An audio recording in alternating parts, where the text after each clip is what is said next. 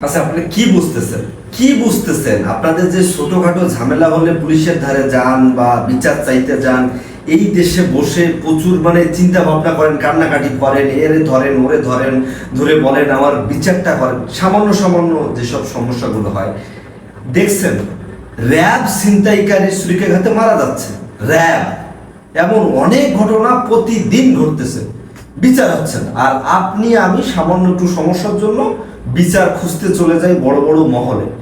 র্যাবের কথা শুনলে যে কারো বুকে জল থাকে না। সেই র্যাবের চিন্তাই করতেছিল হয়তো সেও একটু র্যাব রে ছুরিকাঘাতে মেরে ফেলছে, তাহলে এরা কি আদৌ মানুষ আছে? ছিনতাইকারী চোর এরা কিন্তু আগে সাহসী ছিল না, আগেরকার সময়, আমি অনেক আগের কথা বলতেছি। এরা হলো ছেঁচড়া চোর থাকে বা চিন্তাই করে দৌড়ায়, তারা সবসময় ভয়ে থাকার কথা। কিন্তু এখন তারা ছুরি নিয়ে বা অস্ত্র নিয়ে ঘোরে, যেখানে কেউ যদি বাধা সৃষ্টি করে তাহলে তাকে মেরে দেয়। আপনি ছিনতাইকারী শব্দের অর্থ কি বোঝেন? আপনি চোর শব্দের অর্থ কি বোঝেন বলেন?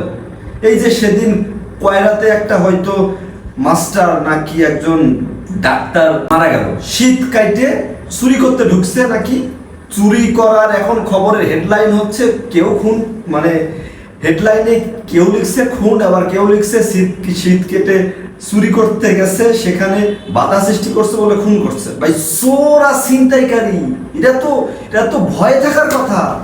এরা যদি এখন মানুষ খুন করে ফেলে, চুরি করতে আসো, ছিনতাই করতে আসো, ছিনতাই করে নিয়ে চলে যাও, ওকে ফাইন।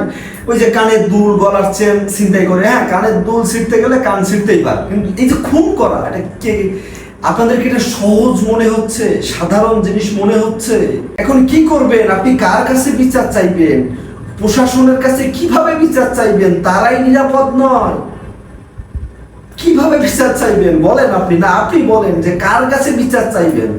সেনাবাহিনী কি ওই একটা কথা আছে যে কি মারতে কারে আনা হয়, সেনাবাহিনী আনবেন? সেনাবাহিনী আনলে কি হবে?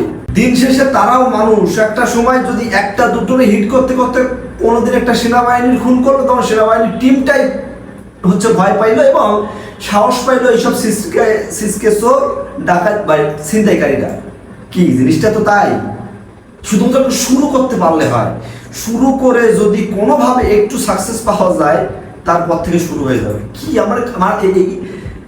আপনি চিন্তা করেন কার কাছে বিচার দেবেন?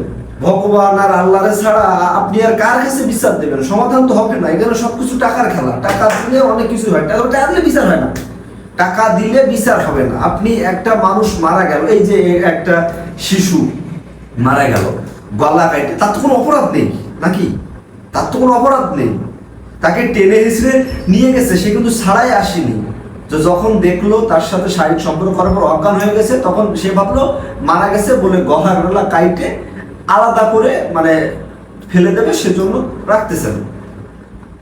ওর কি দোষ ভাই? ওর কি দোষ? ও তো কিচ্ছু বলার নাই। দিন শেষে আপনি শত কোটি টাকা দিলেও এই হত্যা, এই ধর্ষণের বিচার হবে না। দিন শেষে কারো ধারে বিচার ফিচার দেওয়ার দরকার নাই। আল্লাহ ভগবানরে ডাকেন, সুস্থ থাকার চেষ্টা করেন, সেফ থাকেন, এই আর কি। এছাড়া কিছু বলার নেই। Thank you so much. ভিডিওটা ভালো লাগলে লাইক করতে পারেন, কমেন্টস করে মতামত জানতে পারেন, শেয়ার করে আপনার বন্ধুকে দেখার সুযোগ করে দিতে পারেন, কারণ আপনার অনেক বন্ধু বা অনেক আপনজন আমার ভিডিও এখন হয়তো দেখে না, এখনো হয়তো দেখতে পাইনি। আপনাদের একটা শেয়ারে সেটা দেখতে হতে হবে। ভিডিওটা ইউটিউব থেকে দেখে থাকলে সাবস্ক্রাইব মাস্ট, আর যদি ফেসবুক থেকে দেখে থাকেন ফলো করতে পারেন।